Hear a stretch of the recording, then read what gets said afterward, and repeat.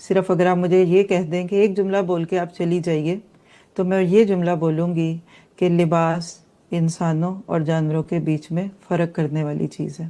بے شک. اور بہت سارے فرق آپ نے سنے ہوں گے کہ انسانوں اور جانوروں میں عقل ہے نہیں، سوچتے ہیں، یہ کرتے ہیں وہ کرتے ہیں، لیکن ایک چیز آپ لوگ دیکھ سکتے ہیں کہ کوئی جانور کپڑے نہیں پہنتا، انسان کپڑے پہنتے ہیں. آج سے بہت سال پہلے ایک تھیری جس کو ڈارون تھیری کہا جاتا ہے بڑی معروف تھی، آج تو وہ خود ہی اپنی موت مر چکی، ختم ہو گئی. تو اس میں بھرپور کوشش کی گئی تھی کہ انسان کو بندر یا بندروں کی اولاد کہا جائے.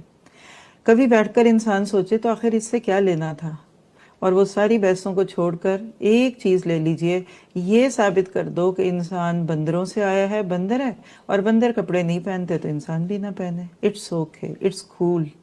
یہ بات ہے، ٹھیک ہے.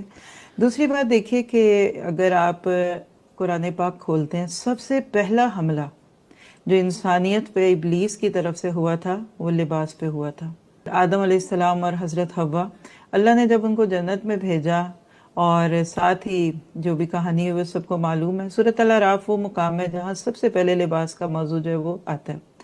تو جو ہی اللہ تعالیٰ کے حکم سے ذرا سا ادھر سے ادھر ہوئے تو اللہ تعالیٰ کہتے ہیں کہ ان کے جسم سے لباس اتر گئے. آپ آج کی زبان میں مجھ سے پوچھنا چاہیں تو میں اس کو ایک جرت کر کے ہم لفظ بول دیتی ہوں کہ حرام کا لقمہ جسم میں جانے کی دیر تھی تو لباس اتر گئے. اللہ اکبر. ٹھیک ہے، اس وقت جو اللہ تعالیٰ کا حکم تھا وہ یہی تھا نا کہ لباس پہن، آپ یہ وَلَا تَقْرَبَا هَٰذِهِ الشَّجَرَةَ، اس درخت کے قریب نہیں جانا. تو ظاہر ہے کہ اس کے قریب چلے گئے تو اللہ کے حکم کی نافرمانی ہو گئی نا. جو ہی یہ نافرمانی ہوئی تو اس کے ساتھ ہی اللہ سبحانہ تعالیٰ نے بتا دیا کہ اب تم اس جنت میں نہیں رہ سکتے. اور کھایا تو پھل تھا، ہونا تو اس کا کچھ اور اثر تھا، لیکن اثر کیا ہوا کہ جنت کا شاہی لباس اتر گیا. اللہ تعالیٰ نے یہ بات قرآن پاک میں بیان کر کے کیا بتا دیا کہ دنیا میں ہر وہ بندہ جو اللہ کے حکم سے تھوڑا سا پیچھے ہوگا، شیطان اس پہ قابو پا جائے گا، اس کو لاجک سکھائے گا. انا خیر منہ خلقتنی من نار وخلقتہ من طین، یہ سارے ابلیس کے رویے ہیں. اگر آپ کبھی سورۃ استغفر الاعراف اللہ. کے دوسرے رکوع کو سنیں تو اس میں 8-10 رویے ہیں، ابلیسی رویے، اور اس کے مقابلے میں آدم علیہ السلام ہے. تو واپس آتے ہیں اس بات پہ کہ لباس کا مقصد کیا ہے. قرآن پاک نے ہمیں کسی بھی معاملے میں الگ نہیں چھوڑا. قرآن پاک لباس کا مقصد بھی ہمیں خود ہی بتاتا ہے. جو ہی جنت کے لباس اترے اور آدم اور حوا وہاں کے پتے اپنے جسم پہ چپکانے لگے، فوراً ان آیات کے بعد ہی اللہ تعالیٰ نے آیتیں نازل کی ہوئی ہیں کہ یا بنی آدم قد انزلنا علیکم لباسا یواری سوآتکم وریشا. یہ دو لفظ یاد رکھ لیں، سوآتکم وریشا.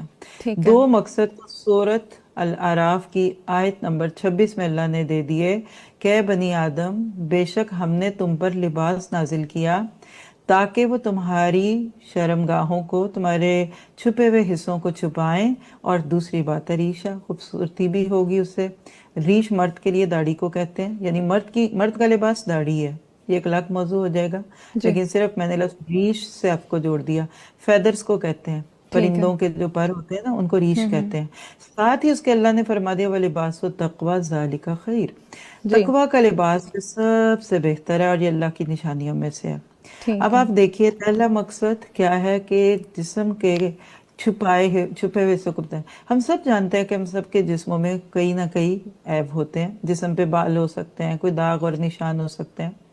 آپ کا دل کیا چاہتا ہے کہ آپ کے داغ دھبے کوئی دیکھے؟ آپ فوراً اس پہ کور ڈال دیں گے. اگر آپ کے ٹیبل پہ ذرا سا بھی کوئی سالن گر جائے یا کچھ، آپ اس کو چھپانا چاہیں گے. تو اللہ تعالیٰ نے لباس دے کر انسانیت کو جانوروں سے الگ کیا. جی. آپ کو ایک کھلا ہوا ریپر ملے، اس کے اوپر سے کور اترا ہوا ہے اور لالی پاپ پر مکھیاں بیٹھی ہوئی ہیں، کوئی کھائے گا؟ تو بالکل نہیں لباس کھانا سے نا پسند کریں گے. انسان، جی. تو جو ساری بات کا ابھی تک کا خلاصہ ہے وہ کیا ہے کہ لباس اللہ تعالیٰ نے دیا تھا کہ تم اپنے آپ کو باعزت سمجھو. زیبرا کو اللہ نے لباس ڈال دیا.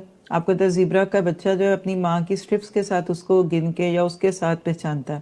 بالکل ان کی اس طرح آئیڈینٹی ہے. بالکل. ایون مور کو دیکھ لیجئے، اس کے اوپر لباس، لیکن وہ ایک ہی ہے، وہ چینج نہیں کر سکتے.